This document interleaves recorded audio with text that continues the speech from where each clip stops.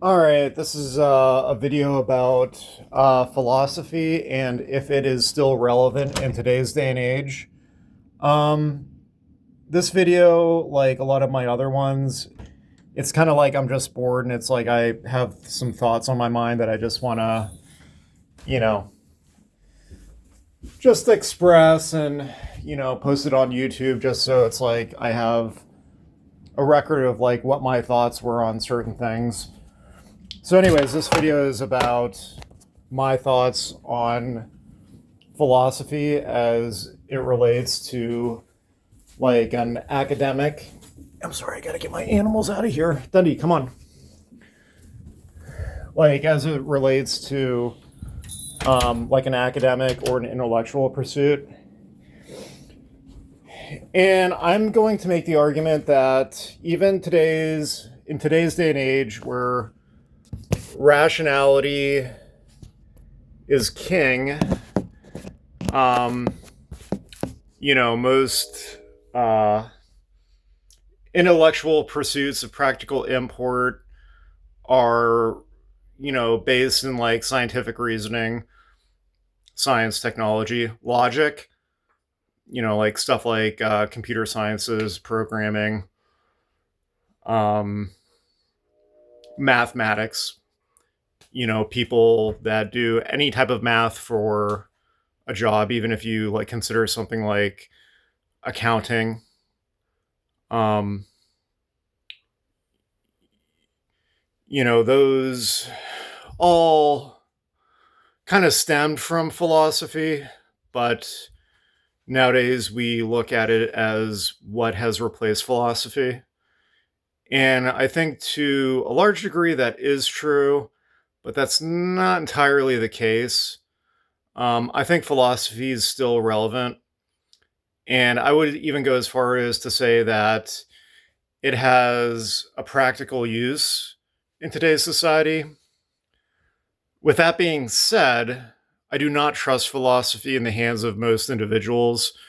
It can go sideways so fast, and there's so much pride and egotism, mostly from like,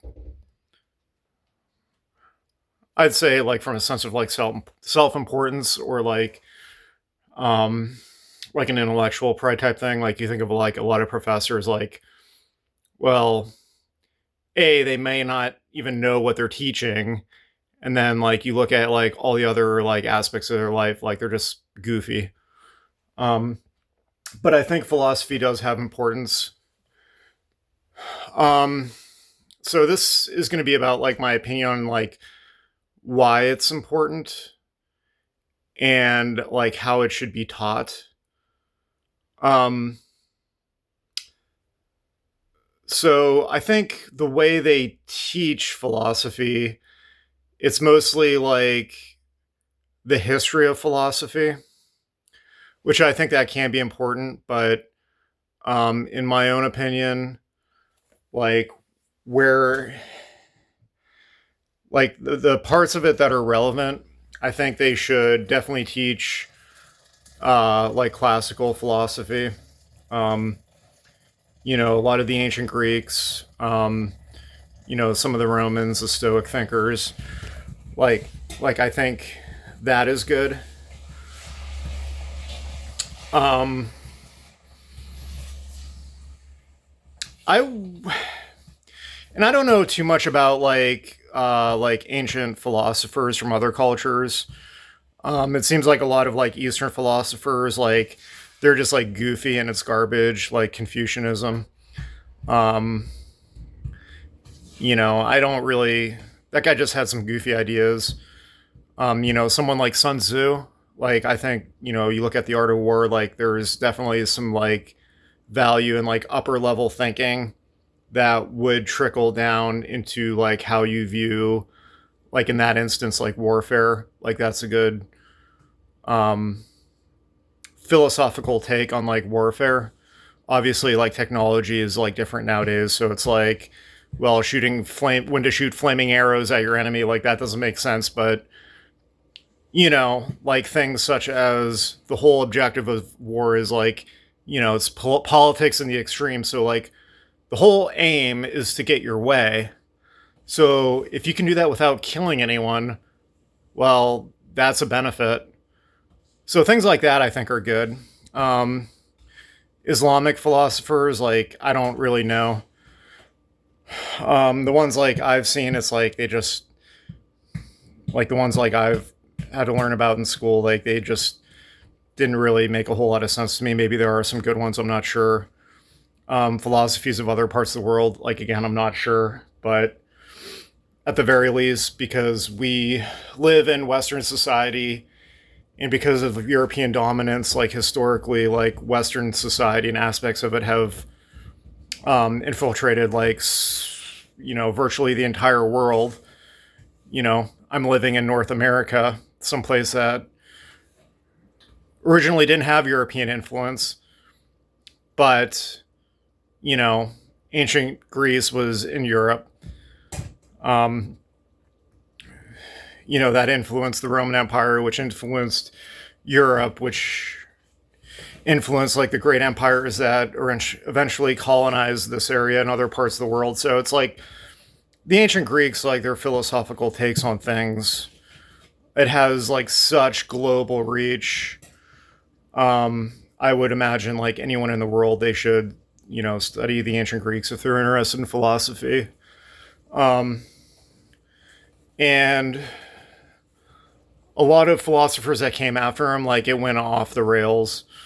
Um, like Rene Descartes, a lot of, like Renaissance philosophers and even like modern philosophers like Marx or Ayn Rand, a lot of them, like they got off the rails and it's like, they kind of did like what I thought of, earlier in this video where it's like intellectual hubris. Like they kind of loved their minds so much, like they just said things which either weren't true or they were misconstrued. And whether intentional, unintentional, like it caused problems. Like it was just stupidity. They misinterpreted their own thinking and other people misinterpreted their thinking.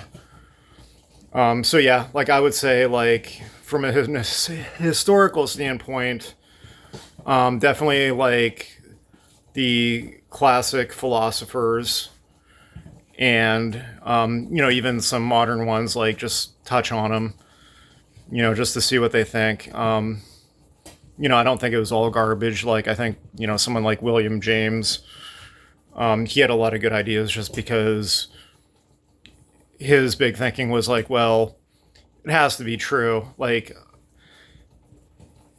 if something's, he came at it from like, well, he popularized the term like pragmatism. Like, well, is it true? Like, if it's true, it's true. If it's not, it's not. Like, he didn't want to just spitball things. So I think that's very powerful, and he obviously was an intelligent man. So, I think you wouldn't want to like discount all philosophers, even like some of the famous ones, just to see what they said, just because they were famous historically, like Schopenhauer, Blaise Pascal, Descartes, um, whoever, like just to see what they had. But, mainly like I'd say the classics, start there. And also like when they teach philosophy, like they should just teach like some basic, fundamental terminology, like epistemology, the study of like knowledge, how we get it, metaphysics, meta, above physics, like how reality works.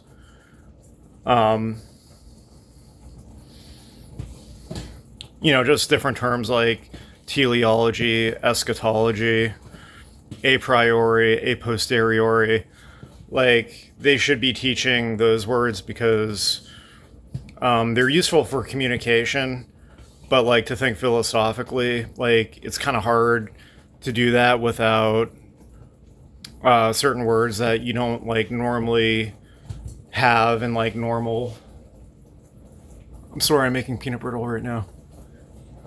Um,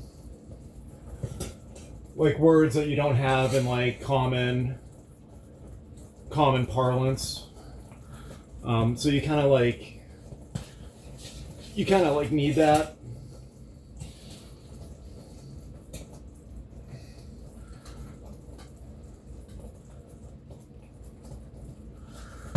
Um, but yeah, so yeah, like I guess like if I was teaching philosophy, like I would just go over the basics, like ancient Greek philosophers, some Stoicism, just briefly go over Renaissance philosophers from different cultures, more like modern philosophers, like like 19th, 20th century philosophers, like don't spend too much time on them, and then just like go over like terminology and definitely like emphasize truth in what you're teaching. Because things can go off the rails, like it, you know what I mean? Like if you're thinking philosophically about things, you have to have a grounding in something, or else like what are you going off of? Just your preconditioning,